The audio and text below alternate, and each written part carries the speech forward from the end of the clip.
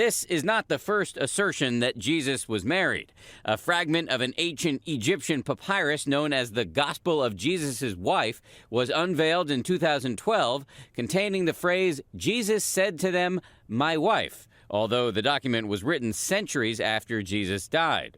The difficulty is that when those claims were investigated, it became pretty clear fairly quickly that what we were looking at was in fact a modern forgery. For Good Morning America, Dan Harris, ABC News, New York.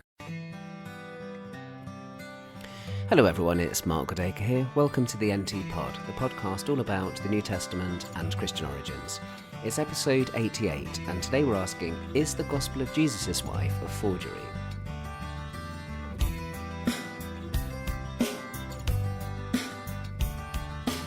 Now, in the previous episode of the NT Pod, I introduced the Gospel of Jesus' Wife and went back to September 2012 when the Gospel of Jesus' Wife was first announced to the world. Harvard put a big website together, a beautiful website together with lots of materials, an academic article from Karen King, pictures of the fragment, interviews with Karen King. There were lots and lots of media articles about the piece, and it was really exciting for New Testament scholars and scholars of early Christianity because we thought, oh my goodness, there could be a new fragment of a gospel that we never had even heard of before. This is the kind of thing that we dream about. It might sound a bit silly to people who aren't in this professionally, but this is the stuff we get really excited about. And I think it was all the more interesting because it seemed to sit so squarely in the kind of popular cultural zeitgeist. I mean, there's always talk about Jesus having a wife, or at least there has been since the publication of the Da Vinci Code at the beginning of the 21st century. So that made it all the more intriguing and, of course, all the more difficult because every time that somebody was interviewed about this, that knew about this, they had to say, yeah, but this isn't Da Vinci Code, this is actually apparently a realistic fragment. But doubts were already there. Doubts were arising. I ended last time by saying that there were scholars who, as soon as they saw this, they said, hold on a minute, there's something a little bit fishy here. It's worth noting that in Karen King's article that was put on the net, on the Harvard website, right at the beginning, in her article, she mentioned the fact that she'd sent this article for peer review to Harvard Theological Review, and that 3 readers' reports came back. Of the 3 readers' reports, one of them said, this is fine. The other 2 said, we're not sure about this. We think some more work needs to be done. One of them in particular mentioned grammatical and paleography problems with the fragment. So it's not the case. Sometimes people say that the idea that the Gospel of Jesus' Wife being a forgery was something that only really happened when lots of bloggers got together and started conspiring and this kind of thing. This is really not true at all. As soon as experts were looking at this, there were question marks. And I said last time that in all of this, Karen King is beyond reproach, and I think in this case it's important to emphasise as well that she went through all the right, normal, scholarly processes, the kind of thing that we would all go through if we found something like this. You kind of write up an article and you submit it for peer review. The interesting thing, though, is that this peer review was already seeing that there was something problematic about it. Now, it didn't end there. In fact, this was just the beginning of it. Within a week and a half or so of the Gospel of Jesus' Wife having been out there, Francis Watson, who is a professor at the University of Durham in the UK, Francis Watson was looking at the fragment and he thought to himself, do you know what? All of the lines in this look really familiar. I mean, bear in mind this is a brand new, hitherto unknown gospel. And he's looking at this and he's thinking, line by line, I recognise that line, I recognise that line, I recognise that line. And where he recognised them from was the Gospel of Thomas.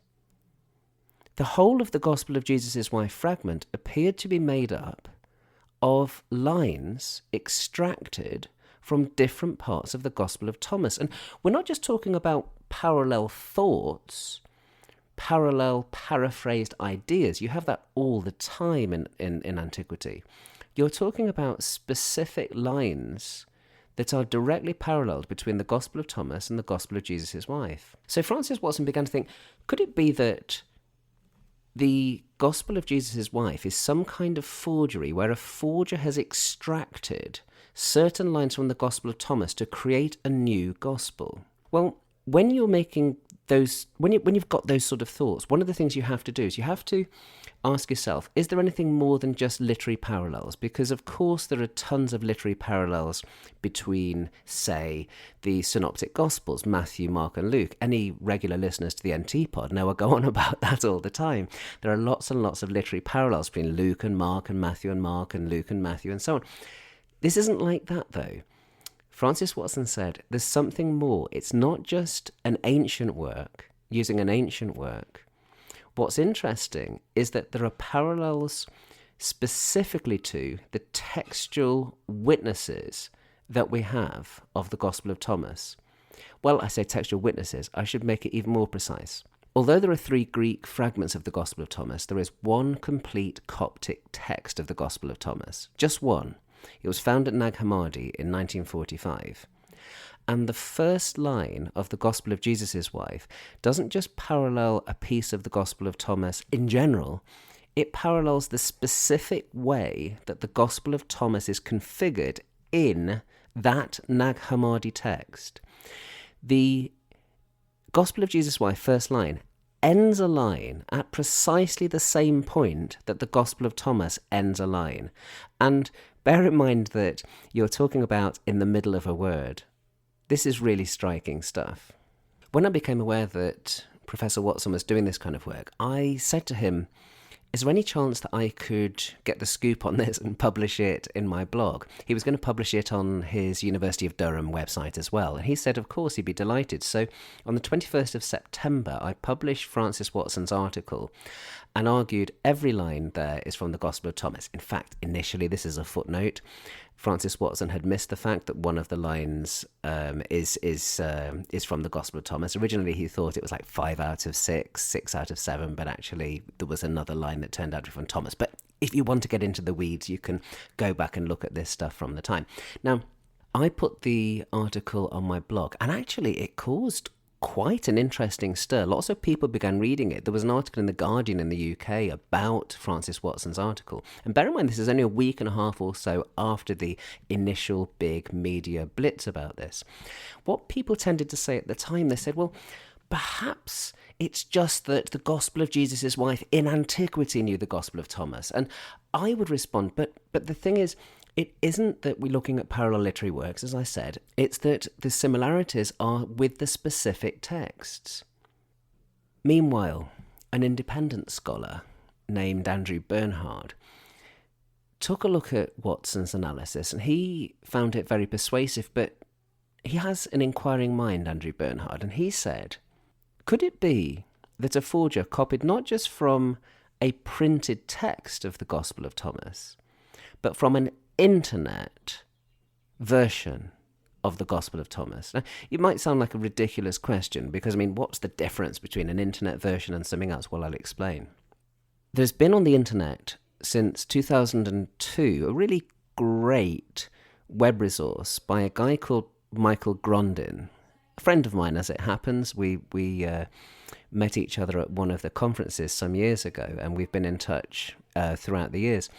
Michael Grondin had developed this beautiful Gospel of Thomas website, and one of the things that he'd done is he transcribed the Coptic text of Thomas, and he produced an interlinear where you have the Coptic text of Thomas on one line and you have the English text on another line, an interlinear. Lots of people know interlinears from interlinear Bibles where you get Greek and English for people that can't really read the Greek.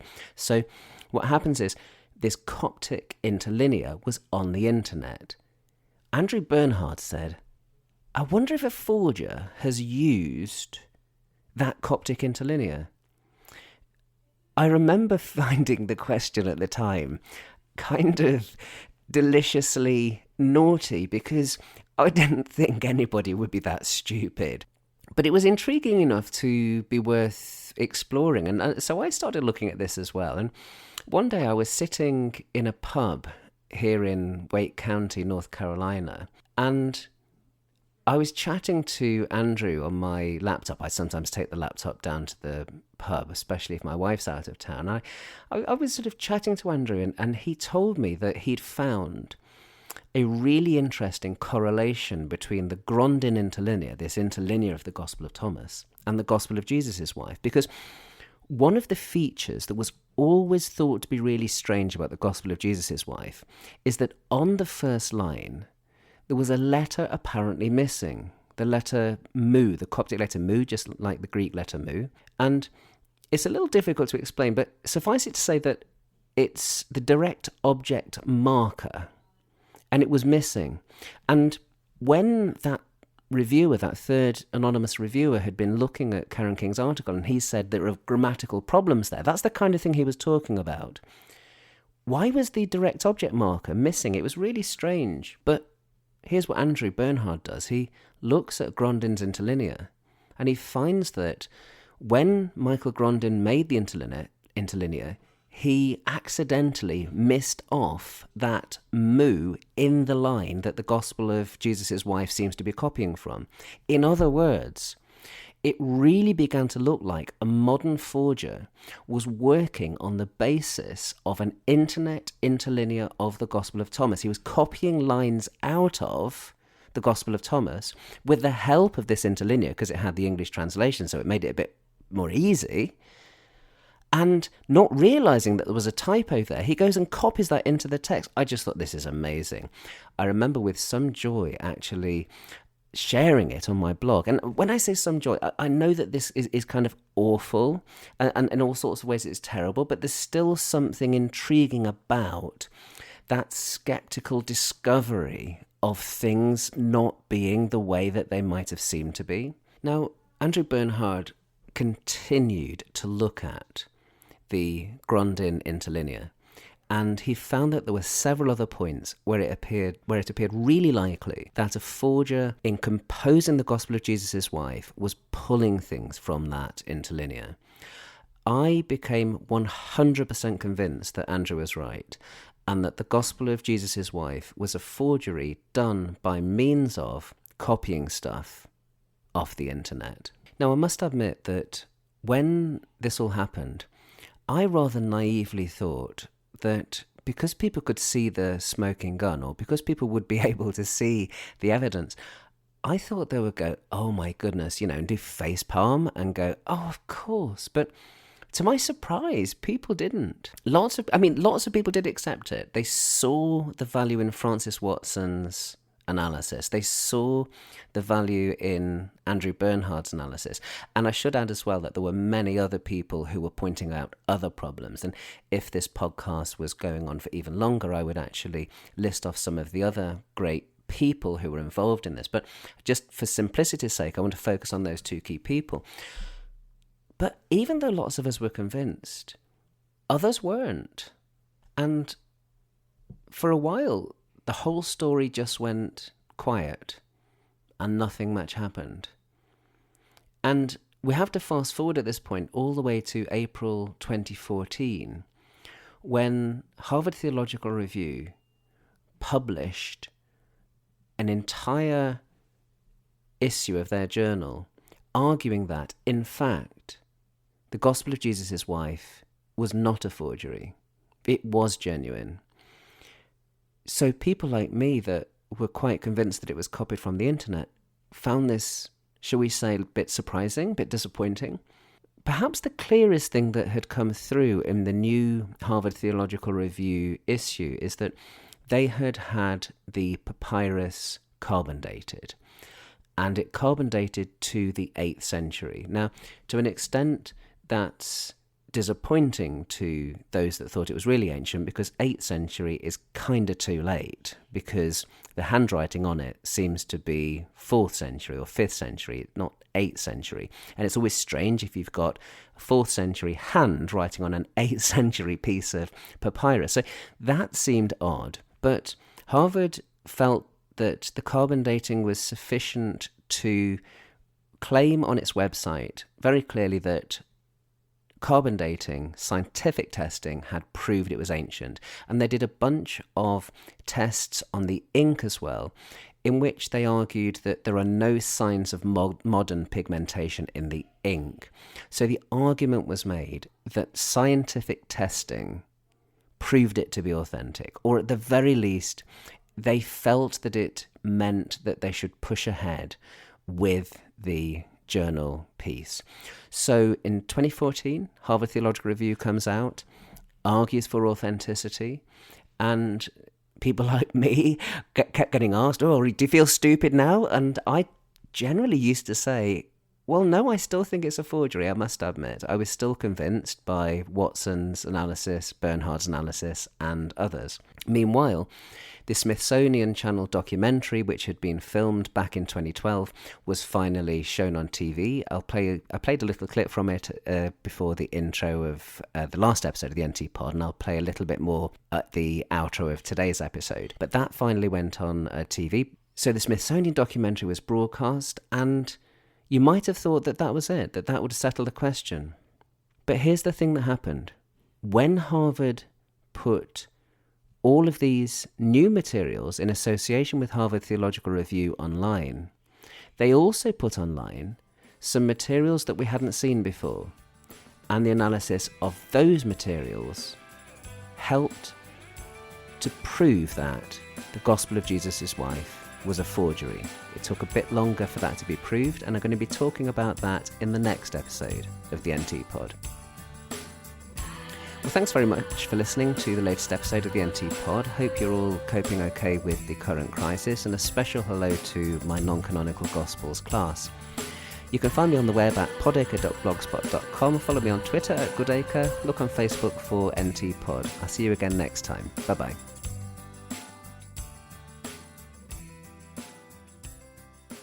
This new fragment that we found, the Gospel of Jesus' Wife, actually has Jesus saying, "My wife." Some early Christians may have believed Jesus was married, and that his wife was Mary Magdalene. A woman later labeled as a prostitute. Referring to somebody as your wife implies that you have sexual relationships. It would be very shocking and confrontational if you had to reassess that. But could this extraordinary artifact just be part of a money-making scam? Anything to do with sex and Jesus is big money and big excitement. Yet this discovery was based on research by scholars who pursued a chain of evidence halfway around the world. They believe the gospel is genuine. But skeptics are demanding scientific proof. So what's the inside story of this astonishing discovery? Does the text truly reveal what some early Christians believed? The notion of Jesus being married was once only found in thrillers and conspiracy theories. So is this new text any more credible? And what could it mean for a story we thought we knew?